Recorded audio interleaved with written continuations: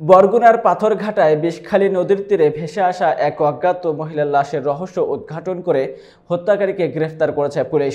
এই সফল তদন্তের নেতৃত্ব দেন পাথরঘাটা থানার ভারপ্রাপ্ত কর্মকর্তা মেহেদী হাসান। বিস্তারিত থাকছে জয়নাল আবেদিন রাজুর প্রতিবেদনে।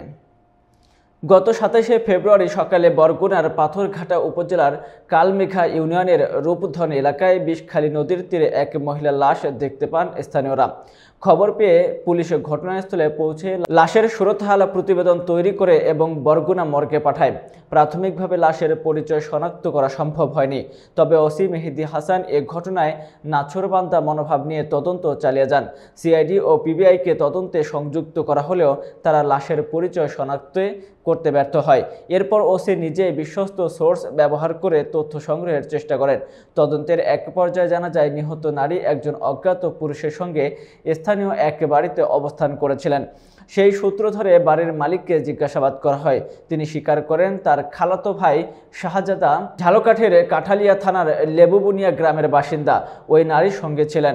তল্লাশির সময় পুলিশের হাতে আসে গুরুত্বপূর্ণ প্রমাণ, একটি জাতীয় পরিচয়পত্র ও কিছু কাগজপত্র, যা নিহত নারীর পরিচয় সম্পর্কে ধারণা দেয়। জানা যায়, নিহত নারীর নাম রায়দা। এরপর র্যাবের সহায়তায় রাজধানী ঢাকা থেকে শাহজাদা ও এক নারী ফেরদৌসীকে গ্রেফতার করা হয়। তদন্তের সময় দেখা যায়, শাহজাদা ও ফেরদৌসী কেউই নিহত রায়দার স্থায়ী ঠিকানা জানে না। তবে সোর্স নিয়োগ করে পুলিশের মঠবাড়িয়ার মরিয়ম বেগম নামের এক নারীর মাধ্যমে নিহতের আত্মীয় স্বজনকে খুঁজে বের করে।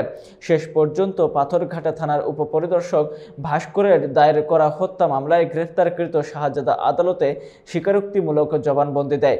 এতে উঠে আসে এক লোমহর্ষক হত্যাকাণ্ডের ঘটনা, যার অবসান ঘটিয়ে পুলিশ এই রহস্যজনক মামলার সমাধান করে।